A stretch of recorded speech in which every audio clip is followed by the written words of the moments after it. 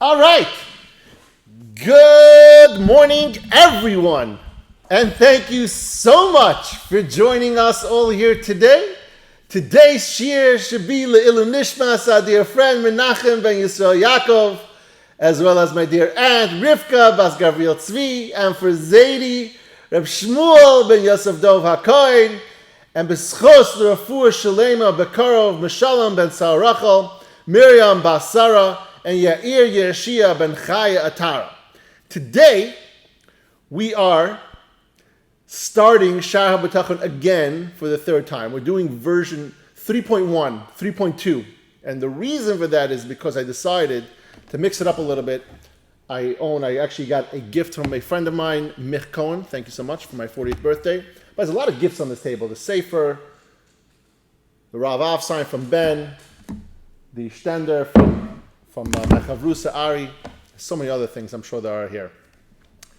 But I decided that we're going to do the Rabbi Avigdor Miller, the Ohr Avigdor version of Shaar Habitachon. It's more modern. There's a different prushim. It's to keep it very interesting, and it's going to go through the same exact sefer, but with a little bit some differences, not subtle, but some more differences than the other. So we're going to start again today. It's just one day in, so version 3.2.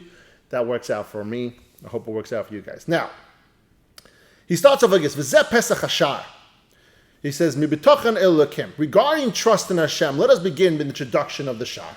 His Omer HaMachaber, Rabbeinu B'chaya, who wrote the Chavos Avavos and Shaar Habitachon, writes, Mipnei shekadam ha'mareinu b'chiyuv.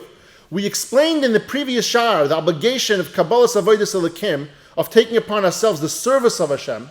The Shaar Avodas Elokim, which is the third of the 10 gates of duties of the heart. Therefore,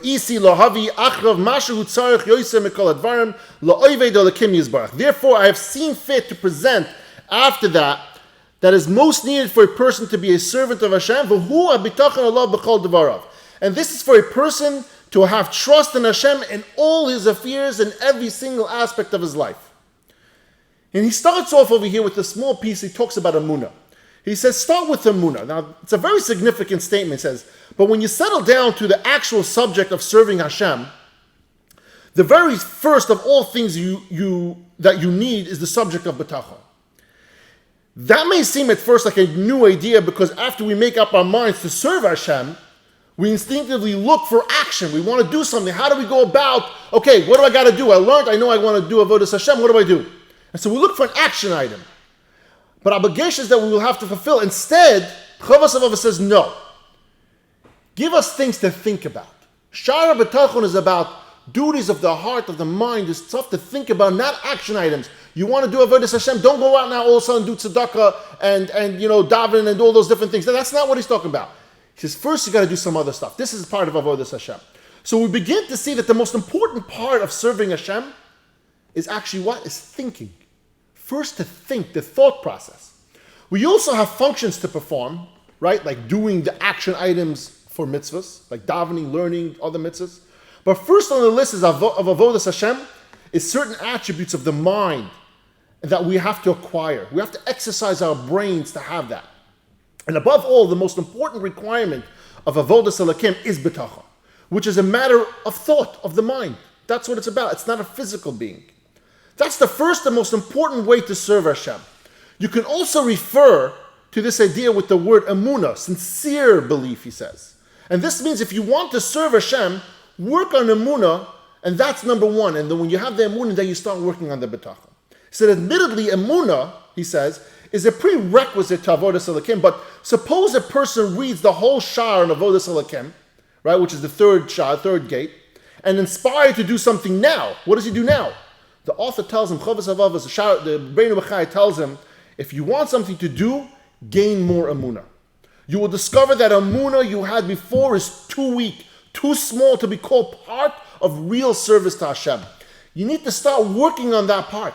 And when you start working on that part, you realize that if you really want to be of Eved Hashem, a true Eved Hashem, a good employee, not just, someone who gets minimum wage, just sits, does something small, but you really want to work hard, you have to work on your emunah.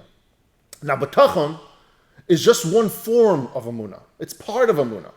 His Bitachon tells us to know that Hashem is in charge. It also tells us that Hashem wants to do kindness with his creation. There's two things to understand with Bitachon. Hashem is called a chefetz chesed, of kindness. Once you have these two ideas established in your mind, you have achieved the emunah that you need to serve Hashem. So we have to teach ourselves the two things. That Hashem does everything, whatever happens comes from him. And we have to learn that Hashem is doing it all for the purpose of chesed and of kindness. That's what he's doing it for. So we have to understand the whole world revolves around God's will. And also understand that with that comes because he's doing it not because he wants to be mean to you, not because he wants to punish you if something goes bad. He's doing purely out of the kindness, the goodness of you. Your kindness, that he wants good for you, you just don't understand it. That's what we need to internalize. And now, Rav Av begins to explain that Bitachon is most fundamental quality for one who serves Hashem. This is the most fundamental quality of serving Hashem is Bitachon. And he says that Bitachon applies to every single thing in your life. It's everything you need, everything you do needs Bitachon, including earning a living, attempting to uphold your health, maintaining good relationships with your family and with your friends and neighbors. It also includes your learning and even your tefillah. You're going to see that you need Bitachon even when you're doing mitzvahs. He says, and when it comes to doing mitzvahs, in the beginning of our tefillah, every single day we say the words, Hashem sefasai tiftach afi yaget tehilasecha. What does that mean? Hashem, open my lips so that my mouth may declare your praise. Why are you asking Hashem? Why are you saying a tefillah to Hashem so that you can say tefillahs? Why? Because you're realizing that the very fact that you're able to perform a mitzvah, that also requires bitachon. The ability to carry out the mitzvah in itself requires the bitachon that Hashem will allow you, give you the opportunity to do so. For example, people work very hard before Pesach, right? They clean their house, they're getting rid of the chametz, but they're relying on their own efforts. He says, this is a big mistake. In the middle of Pesach, they might be surprised they find on a bottle of whiskey that might misplaced by mistake in the closet, Purim time, whatever. It's always right after Purim, right? It's a month before his Purim.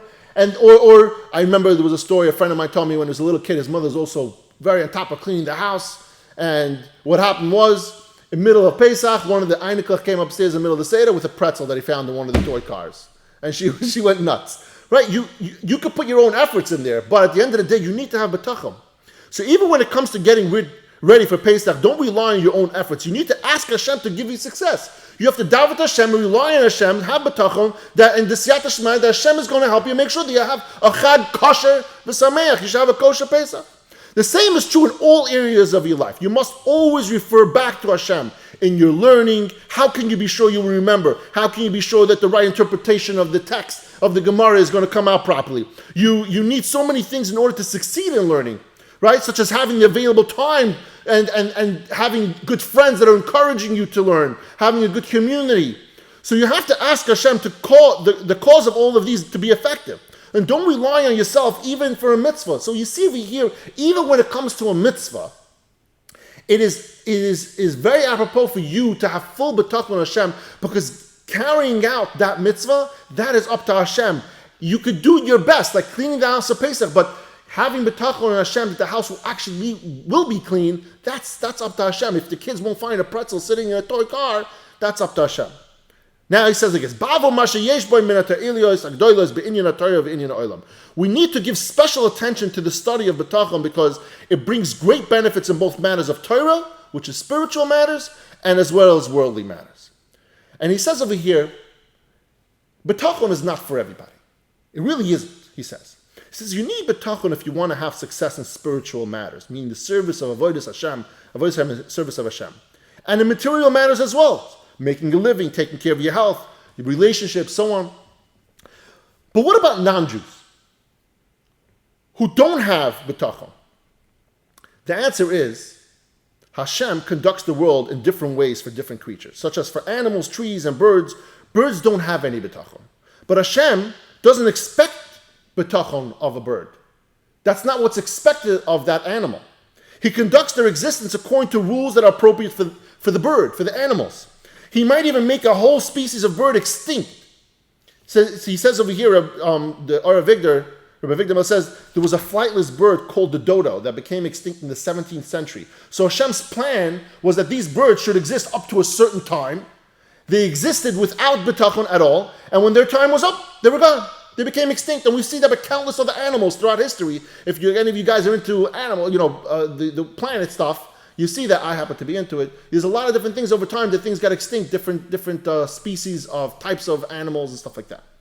He says the nations of the world also exist with Bitachon. He says, also exist without Bitachon, I'm sorry. And when the time comes, Hashem destroys the ones that he wants to destroy. How many times have we learned in Navi and Nach, in the Torah, we've seen that nations have been destroyed. Once upon a time, Bavel. Once upon a time, you had the Colosseum. You had the Greeks. Where are they today? You see, a lot of these people have become either diminished to tiny nothing or totally, completely extinct. So you do see that Hashem does carry on the world in certain ways, and some of them have to have Bitachon. But when it comes to Yidden, the fundamental ways of how we operate is with Bitachon. And Hashem expects that of us. As Jews, we are expected, unlike the bird who's not expected to have Bitachon, we are expected to have Bitachon.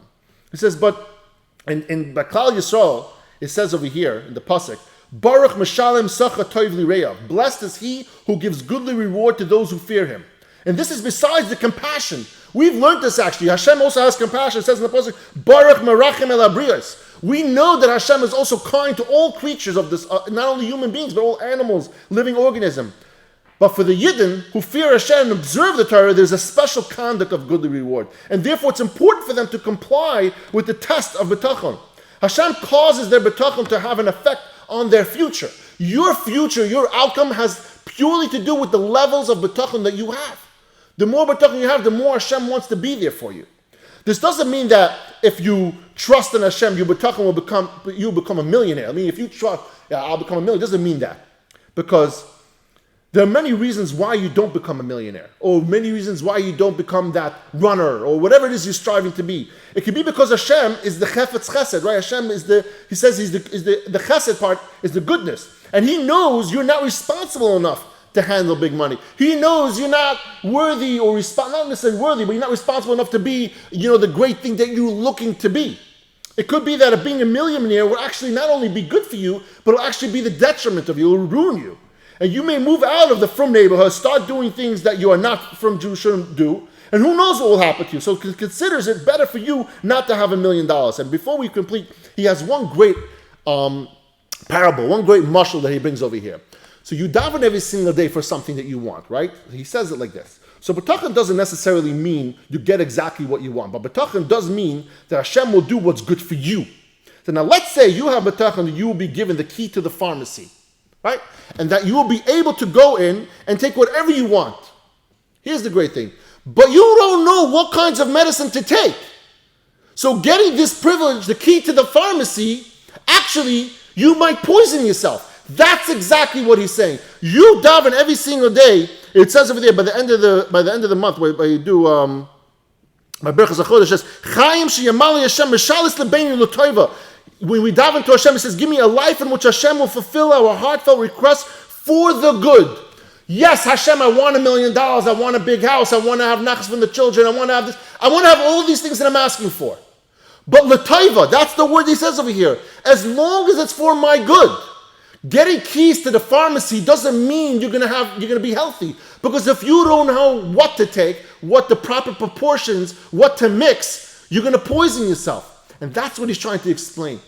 Having Bitachon is understanding that Hashem runs the world, but understanding that everything is for your benefit. And just because you're not getting what you think is right for you, doesn't necessarily mean that it's bad. Just like the keys to the pharmacy, having the keys to the pharmacy, you daven very hard, you got the keys, you got the pharmacy, but that doesn't get you the health. Because now you have to figure out how to use the different ingredients, the different medicines to mix it up to get better. Same thing with money, this big allure of billions of dollars. How are you going to use that for you to be better? It's the contrary. Money has ruined a lot of people's lives, has brought people down a bunch of notches. And that's what he's trying to explain over here today.